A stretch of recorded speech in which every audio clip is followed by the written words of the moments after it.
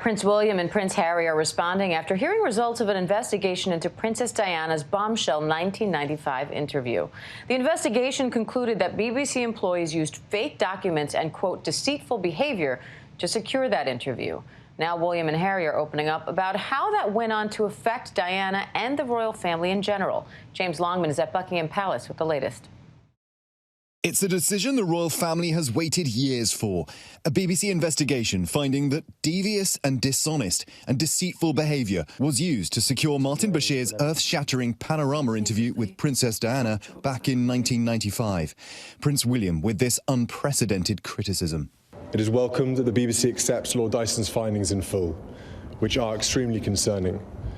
That BBC employees lied and used fake documents to obtain the interview with my mother, made lurid and false claims about the royal family, which played on her fears and fueled paranoia. Diana's brother, Earl Spencer, alleged Bashir showed him forged bank statements to suggest that 2 royal employees were being paid to gather intel on the princess, a betrayal he says convinced Diana to do the interview. It was the moment the princess spoke out about Charles's affair with Camilla, a moment Prince William regrets ever happening.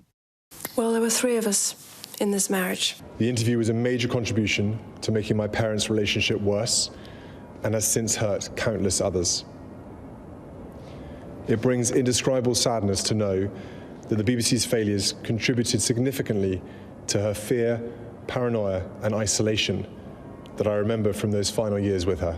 Bashir, who would leave the BBC and work at ABC and NBC before eventually returning to work at the BBC, says, "I apologise then and I do so again now over the fact that I asked for bank statements to be mocked up. It was a stupid thing to do and was an action I deeply regret." But her family adamant that the lasting impact has been devastating. Prince Harry issuing a statement saying the ripple effect of a culture of exploitation and unethical practices ultimately took her life. Overnight, in a newly released BBC special that delves into the investigation, Earl Spencer, for the first time, making a connection between the interview and the chain of events that led to his sister's untimely death 2 years later. I do draw a line between the 2 events, and I think that Diana did lose trust in really key people. Martin, can we just get one of that telepathing, please? This is a young girl in her mid-30s who has lived this extraordinarily turbulent and difficult time in the public eye. She didn't know who to trust, and in the end, when she died 2 years later, she was without any form of real protection. And Prince William doubling down.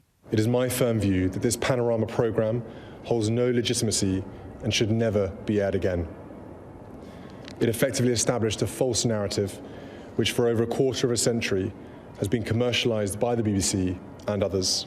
These failings, identified by investigative journalists, not only let my mother down and my family down, they let the public down too.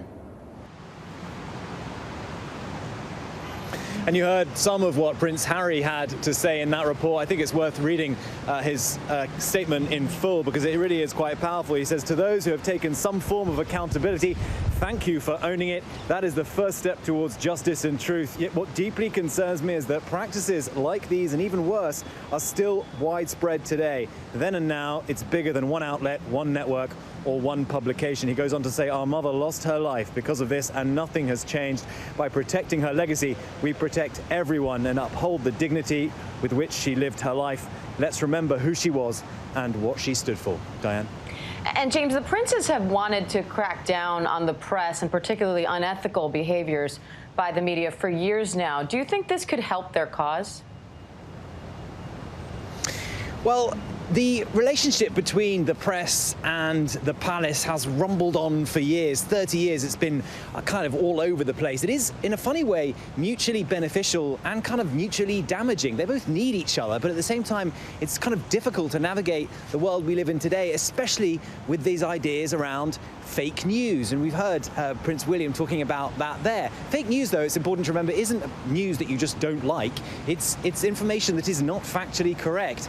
And I think what's happened here now is the BBC is coming under this level of scrutiny at a time when it needs the public to trust it more than ever. We've had ministers here in Britain, government ministers from this Conservative government, talking about new oversight of the BBC, the public broadcaster. So this scandal really is going to impact the BBC in a fundamental way like we've never seen before. And I think that's what's going to be the kind of big fallout here. Because let's remember, this isn't just about one man and what he may or may not have been doing all those years ago. This is about a larger cover-up.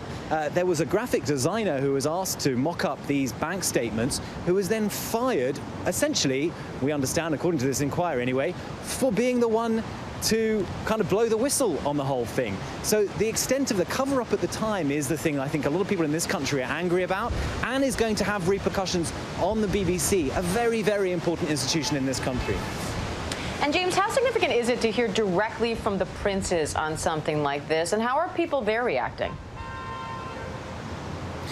Look, I think it's massive to hear Prince William speak in this way. He spoke very personally about it.